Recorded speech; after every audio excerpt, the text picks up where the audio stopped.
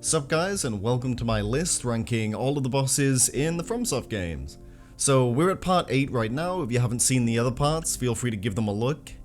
We've definitely traged out of the okay and section. I think we're in the kind of bad bosses now, to be quite honest. And we're gonna start off things pretty strong with 106, which is Old Dragon Slayer. Just why is it there? What? Like, Dark Souls 2 is such a bloated game when it comes to bosses. There are so many bosses that don't need to be there, and I genuinely just have no idea what the fuck they were going for.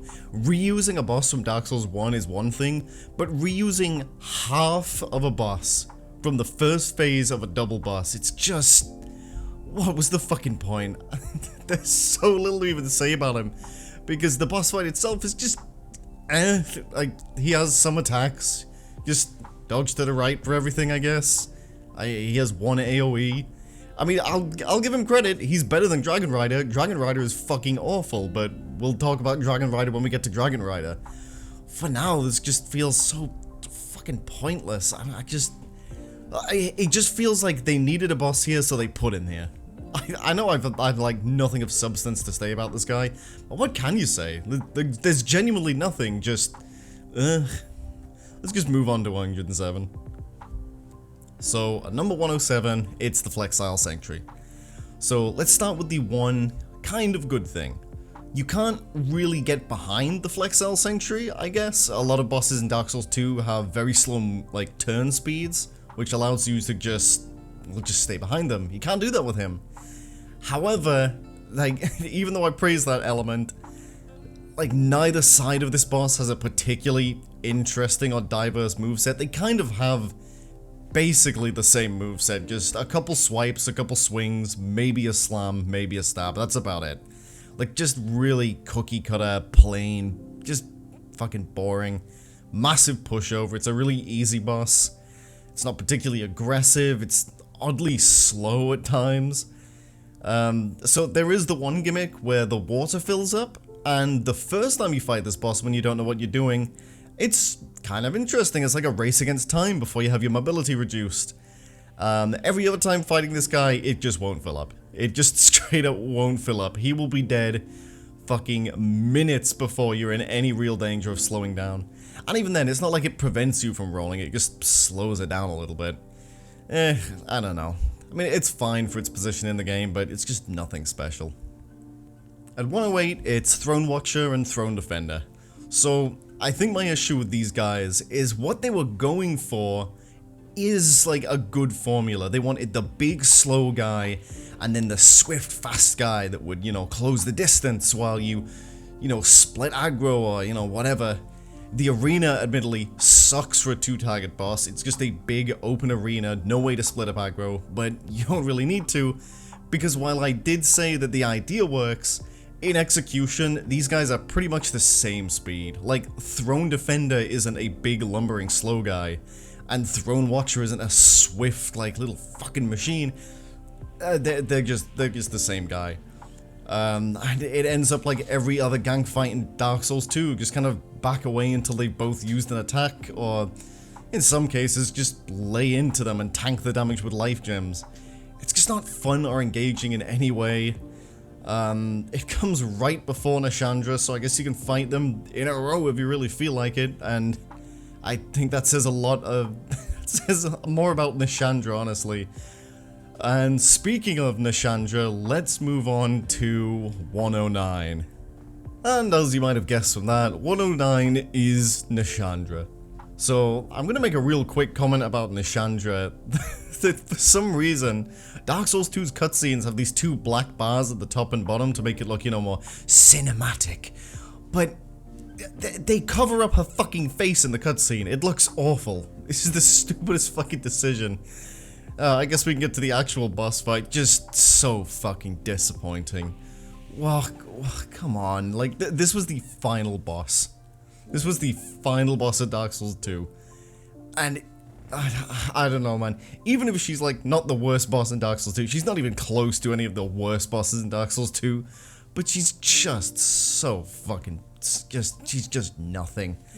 She'll almost never hit you. tiny moveset. The curse orbs are more annoying than anything else. She's just got nothing going for her, like, as a final boss. I suppose I kind of like her design, and the scythe looks kind of cool, and the laser is fun, even if it, you know, it will never ever hit you. She's just kind of there, and lore-wise, like, I don't know, maybe if she appeared in the opening cutscene, I'd like her more. That's probably the only reason I knew what Gwyn looked like. It's because of the opening cutscene. But with Nashandra, it's like, oh, you'll get to her, and there she is. That's the spooky queen. I got like fuck all to say about Nashandra. She's just a big sopping wet pile of paper mache, just waiting to be squished. Fuck her. So at number 110, it's Vordt from Dark Souls 3. So Vordt is a boss that I genuinely want to like, because I love his design. I love the presentation. Like, when he comes through the fog and just this huge beast emerges, he's really imposing for, like, what is probably going to be your second boss.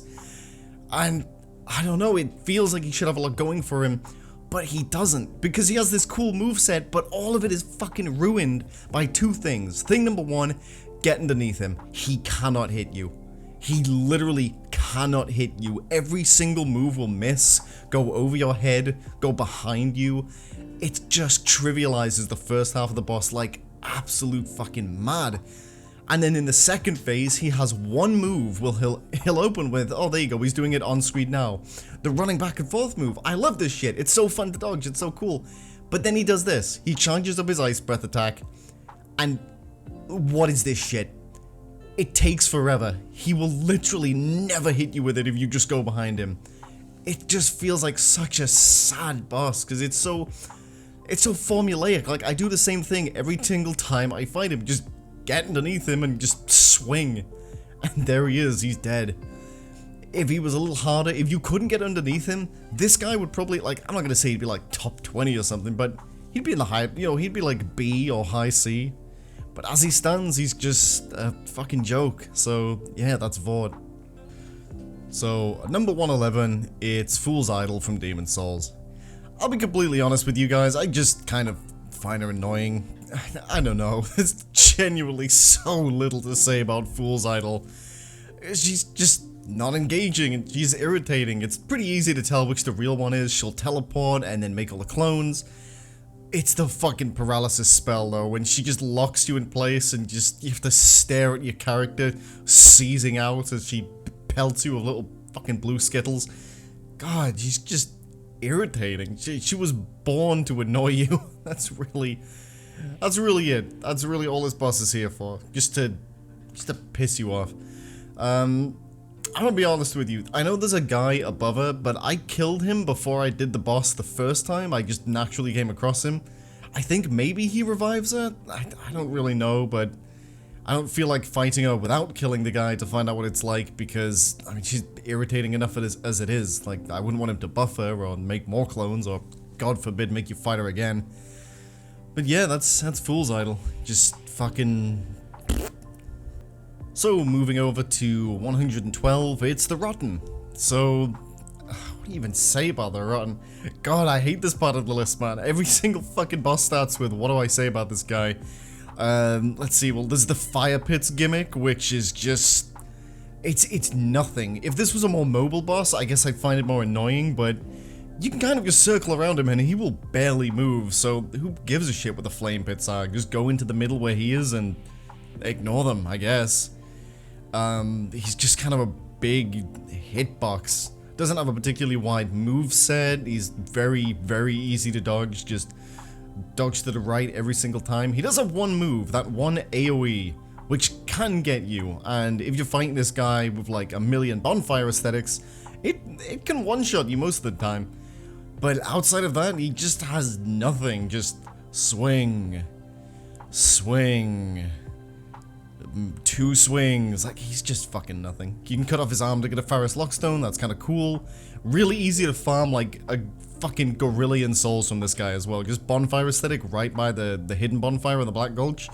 There's that. That's kind of cool. But that's really it. That's really it. So at number 113, it's Scorpioness Najka, again from Dark Souls 2. Just fucking I don't know. I really don't know what to say about Scorpioness Najka. She's two things I can really talk about. That's the burrowing, which is, it's kind of cool that you can get an item from the burrowing attack when she comes up by the tree and knocks down the, I don't even remember what it is. I don't think it's anything super worthwhile. It's, I don't know, it could be a piece of shit for like a... that, and I guess the magic can one-shot you if you get hit by the whole volley. Outside of that, she's just a very, very basic boss. She has a deceptively small moveset for, you know, for someone that has the spear, well, I don't know what the fuck it is, the giant candy cane, the little claws, and the big tail. I feel like a lot more could have been done with this boss, but just a lot was not done for this boss. There is the one glitch, however. If you bait out the tail attack, you can walk and stand on top of the back. That's kind of funny. Unintentionally, but I can't say that's a bonus or like a plus to the boss. It's just, it's there if you really feel like it. Feel free to look it up. Scorpioness Najka glitch, I guess. Whatever. Yeah, fuck Najka. Let's just get to the next one. So, at number 114, it's Mytha the Baneful Queen. So, I'll get the one thing out of the way. The only reason she isn't lower, she does kind of have a moveset, and she does have a few different attacks that may be a little bit interesting to dodge. But it is kind of just paint by numbers. She's very easy, like a lot of, like, just quite a few of the bosses in Dark Souls 2. And now let's get to the one thing I think is just fucking atrocious, which is the poison mechanic. So, there's a windmill, the metal windmill that you burn with fire. No real indication you can do that, but once you know to do it, there's no reason ever not to do it. Because the gimmick if you don't burn the windmill is just... what the fuck were they thinking? The entire room is filled with poison sludge, which means she is constantly healing, and you are always poisoned. In what fucking universe is this a good idea? Would any boss be improved by this? Have you ever been fighting like... I know Artorias and thought, oh man, I wish he was constantly healing and I was just always poisoned. That would make the boss more engaging. It's just fucking lazy. I feel like it was put in there because they thought the boss was like, you know, just kind of shit and boring. But that can't be the case, because you've got bosses like Dragon Rider, or like, I don't know, like Twin Dragon Riders, where these bosses fucking stink. And they could have done with a gimmick to make them a little bit more difficult, but with Mytha it's like, I don't know, man. I feel like they wanted people to hate this boss. It's just so fucking dumb. And I don't know. I'll give them credit though. At least the windmill is like on your path to the boss, so you don't have to go out of your way every single time, and it never inconveniences you. But it's just, I hate the gimmick. I think it's dumb, and the boss itself just, it's nothing. It's a basic enemy with a couple more attacks. So, at number 115, finally another Demon Souls boss, I guess. It's the Vanguard Demon.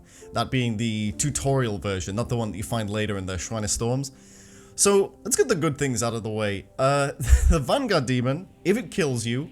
Sorry, not if it kills you. If you kill it, you get to go to a little bonus room, you get a few extra, like, upgrade materials, which is nice in Demon Souls with its absolutely fucking abhorrent upgrade system. And it's a nice little start.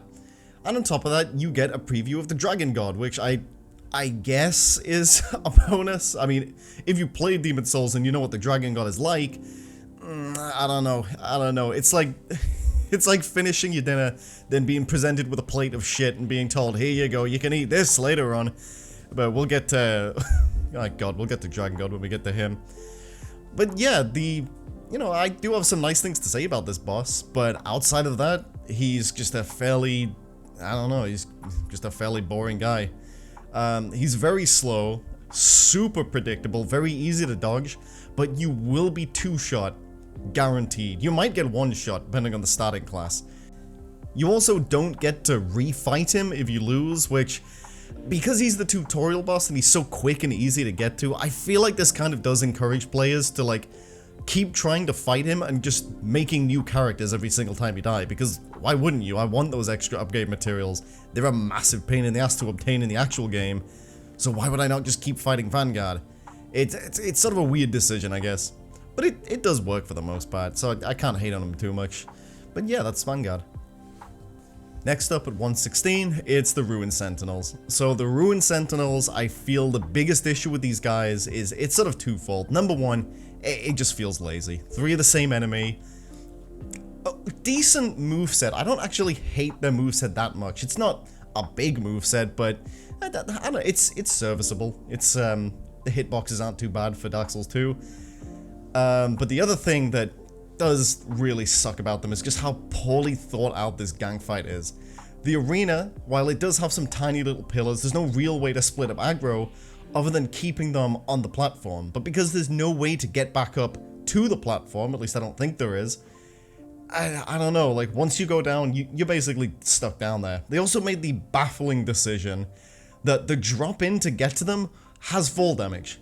Why? Why would you include guaranteed fall damage in a boss fight where you basically have to go down there? You can fight them both up on the little platform if you fucking hate yourself. It's not particularly fun. Oh, check it out, there you go. They have the little shield throw, that's kind of cool. Oh, and there's one move that just, I don't know how the fuck they thought it was a good idea. It's that triple spin where they advance towards you. Now, by itself, if they do it from a distance, you can usually get out the way. If they both choose to do it at once up close, you're dead. You will just be comboed instantly to death. It's really, really fucking punishing, and I just kind of wish they'd replaced it with something else. Or at least set the AI so they won't both do it at the same time. It doesn't happen often, but when it does, it's fucking, it drives me fucking crazy. But yeah, there's not much else to say about the Ruined Sentinels. I like their armor. It's interesting they brought it back for Dark Souls 3 in the DLC. That was kind of cool.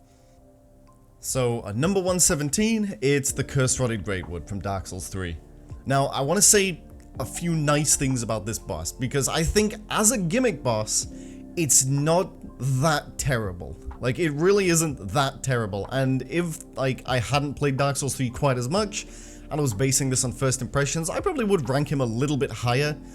Just because the whole, like, you know, attack the areas gimmick, or, you know, the weak point thing, it does, I mean, it works well enough, and in the second phase, it's like an actual boss. It gains new attacks. It's a gimmick boss with a second phase, which is really nice and refreshing.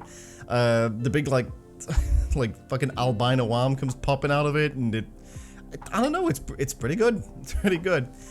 But upon fighting it, like, over and over and over again, I can't put it high, because, quite honestly, it's almost the same fight every single time. Break the one on its leg, break the one on its arm, break the one in the middle, go down, break the one in its thigh, break the one in its... But, like, it's... I don't know. Normally, you're supposed to break the one in the middle, and then it goes straight into phase 2, but if you break the one on its leg and its hand, it's got so little health by the time that it does start phase 2. And I don't know, it feels like phase, I don't know, 1.5? Because you can just fucking kill it. You can just kill the poor bastard. I do like the attack where it stands up on both its legs and just waddles towards you. It's very imposing, this huge, massive boss. It was definitely a step in the right direction as far as gimmick bosses go, because it's nowhere near the level of, like, fucking horrible frustration as some of the ones you're going to see further down the list. The worst thing you can say about this guy is he's just a little bit easy, and, you know, it's just the same fight every time. But, you know, that's about it, really. I think one way this boss could have been improved, if it, in the second phase, let's say, you could only damage the white arm, and it had moments where it would put it down, so it would at least feel more like a boss fight, and not just, like, stagger it by hitting it in the little testicle sacks hanging off its back, and then just bomb rush it. But yeah, Curse-Rotted Greatwood. I don't know, I don't hate him, but this is where he belongs. So, you can kind of make pretty direct comparisons between the Duke's Dear Freya and Curse-Rotted Greatwood.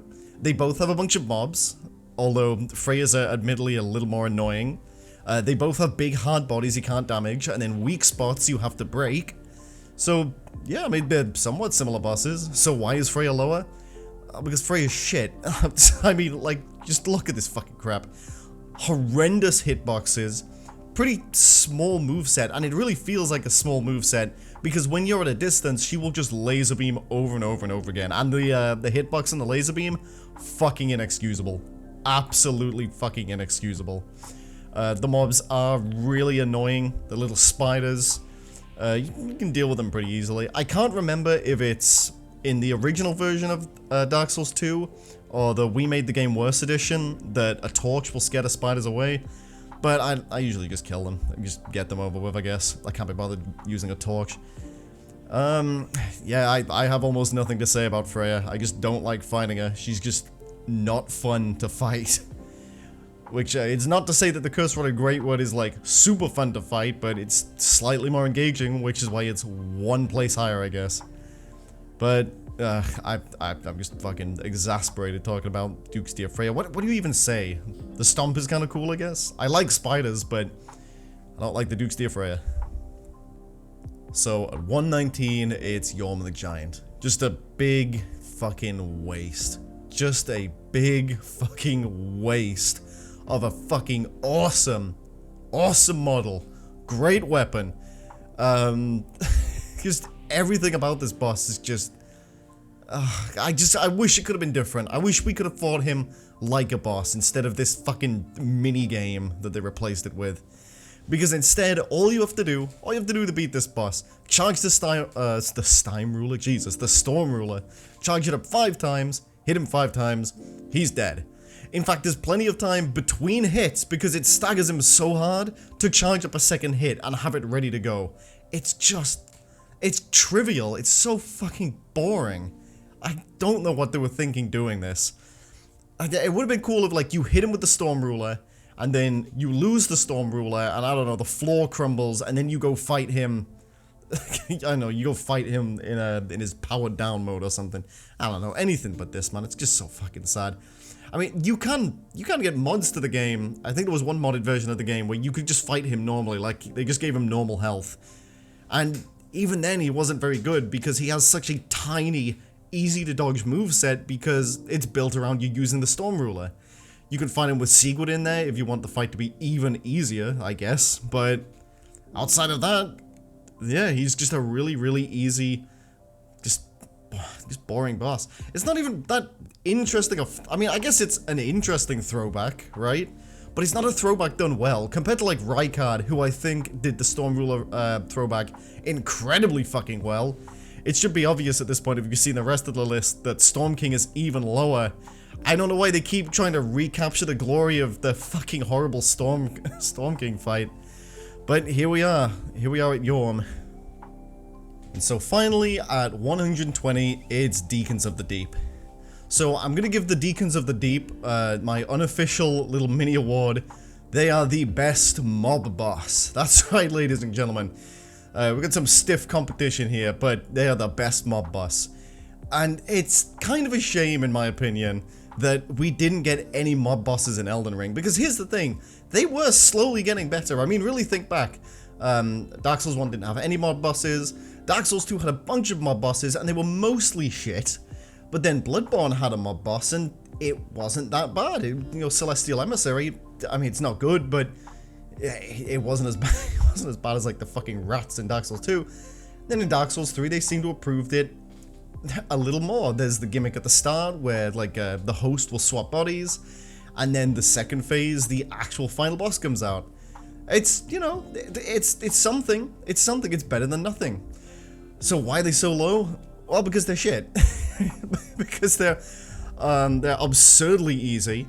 I will say it's a fun boss. I do enjoy fighting it just because it's fun to go into just a crowd of 50 enemies and swing like a goddamn maniac and just get kill after kill after kill. It's very much enjoyable in that aspect, but is it a good boss? No, not really. It's kind of a joke. Just swinging the dead. Just swinging the dead. When I first fought this boss, I did actually die because they have the curse build up. But without that, I don't think there's any way they can kill you. They're just annoying more than anything. If, like, all of them just start firing just fireball after fireball after fireball, it can get pretty annoying. But yeah, I think that's where we're gonna end the list now. Next time we will be going over, what is it, 121 to 135? Yeah, something like that. Anyways, I hope you guys enjoyed. Feel free to let me know in the comments if there's anything that you disagree with or agree with. And yeah, I'll catch you guys next time. Peace out.